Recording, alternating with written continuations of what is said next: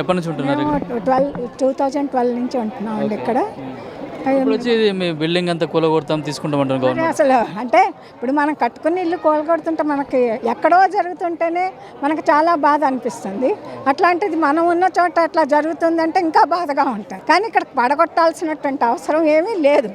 ఇది buffer zone కాదు, పెద్ద నది కాదు. ఇది అంత వరదలు వచ్చేసేసి మునిగిపోయే పరిస్థితి లేదు.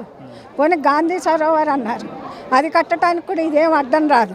ఎక్కడో అక్కడెక్కడో ఉంది అది ఆ సంగమ స్థానం. కట్టుకోమనండి, వద్దన్నారు ఎవరు. టూరిజం వాళ్ళ ప్లేస్ ఉంది, కట్టుకోమనండి.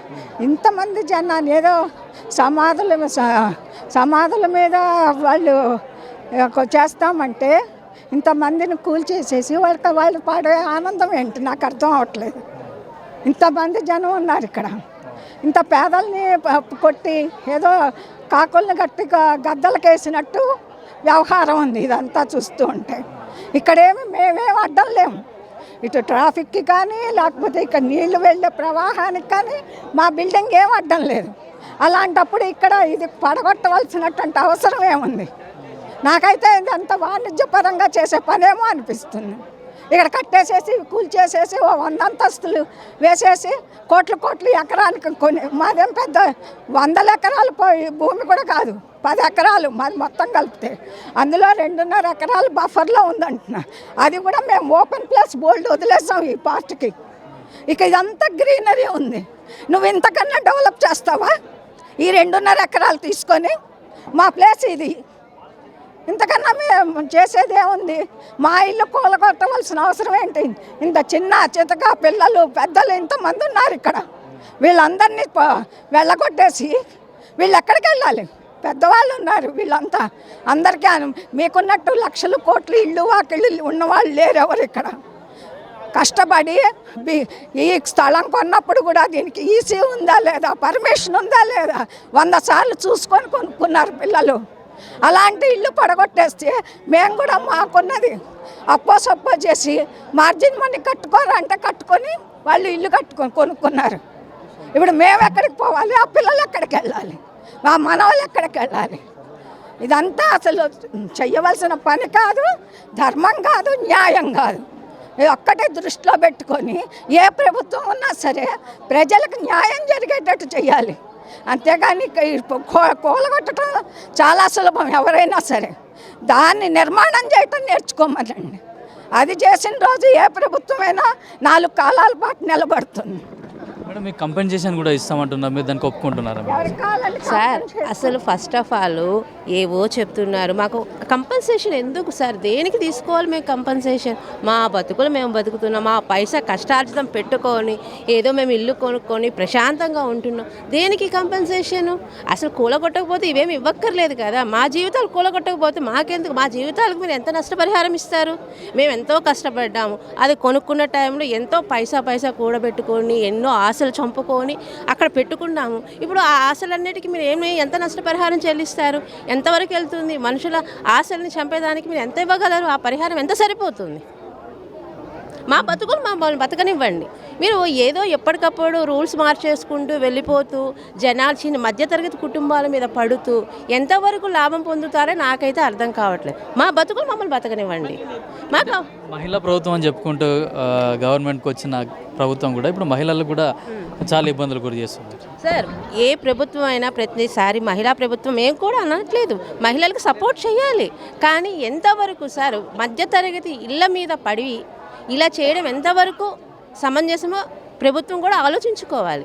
ఇప్పుడు నిన్నటి వరకు ఒక రకమైన రూల్ ఉంది, పేపర్లో రోజుకు ఒక ప్రకటన వస్తుంటే ఇక్కడ ఉన్న జనాలు ఉద్యోగాలే చేసుకోవాలా, వాళ్ళ పిల్లలకి ఎగ్జామ్స్ టైం దాని మీద ఫోకస్ చేయాలా, ఏమి చేయాలో అర్థం కాక దినదిన గండం 100 ఏళ్ల ఆయుష్లాగా బతుకుతున్నారు సార్. ఇది ప్రభుత్వం తీసుకున్న నిర్ణయం కొంచెం వెనక్కి తగ్గి మా బతుకులు మమ్మల్ని బతకనిస్తే అందరము హ్యాపీగా ఉంటాం, ప్రభుత్వం కూడా చాలా హ్యాపీగా ఉంటుంది. నా పేరు డాక్టర్ శ్రీకాంత్, ప్రొఫెసర్ని, ఇంజనీరింగ్ కాలేజీలో ప్రొఫెసర్ని. ఉస్మానియా యూనివర్సిటీ నుంచి పిహెచ్డీ చేశాం. ఇక్కడ 2013 నుంచి మేము ఇక్కడ స్టే చేస్తున్నాము. అప్పుడు ఏమీ ప్రాబ్లం లేదు. ఇన్ని సంవత్సరాలు కూడా ఇక్కడ మూసీకి ఎదురుగుందన్నారు కానీ ఏ ప్రాబ్లం రాలేదు. మాకు బిల్డర్ చెప్పింది ఏంటంటే ఇది రివర్ వ్యూ అని చెప్పి అమ్మారు. సో వెనక సైడ్ మిలిటరీ ఏరియా ఉంది, ముందు లంగర్ హౌస్ ఉంది, మళ్ళీ అటు ముందు Golconda safety place plus industry ఎక్కడా ఉండదు. ఇంకా ముందుకు వెళ్ళినా కూడా మనకు అటు హిమాయత్ సాగర్ కూడా ఉంది, ఇటు ఉస్మాన్ సాగర్ కూడా మనకి అన్ని ఫ్లెక్సిబిలిటీగా ఉన్నాయని మేము ఇక్కడికి వచ్చాం. మా మిసెస్ కూడా ప్రొఫెసర్ కాలేజ్ సిబిఐటిలో, ఆమె లోన్ తీసుకుని కొనుక్కున్నాం. పేరెంట్స్ మా మదర్ కొద్దిగా సపోర్ట్ చేసినారు, మదర్ తోటి దెన్ పర్చేజ్ చేసాం. 2013 నుండి వెల్ ఎస్టాబ్లిష్డ్గా ఫర్నిచర్డ్ చేసుకుని మేము ఉంటున్నాం. కానీ ఇప్పటివరకు ప్రాబ్లం లేదు. ఈ గవర్నమెంట్ వచ్చే ప్రాబ్లం చేస్తుంది. Congress government is the bad government అనే చెప్పగలుగుతాం.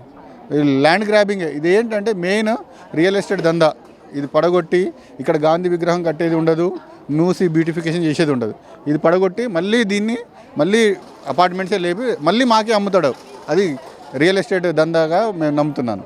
అంటే కొందరు పెద్దవాళ్ళే కూడా బఫర్ జోన్లలో ఉందని చెప్పేసి కూడా గతంలో మార్కింగ్ చేసి కూడా వాళ్ళపైన ఎట్లాంటి చర్యలు తీసుకోకుండా కేవలం మీలాంటి సామాన్యుల పట్లనే కాంగ్రెస్ ప్రభుత్వం ఇట్లా వ్యవహరిస్తుంది. అవును, అది అంటే మేమేమి చేయలేమని, కామన్ మ్యాన్ ఏమి చేయలేడని వాళ్ళకు ఒక ధీమా.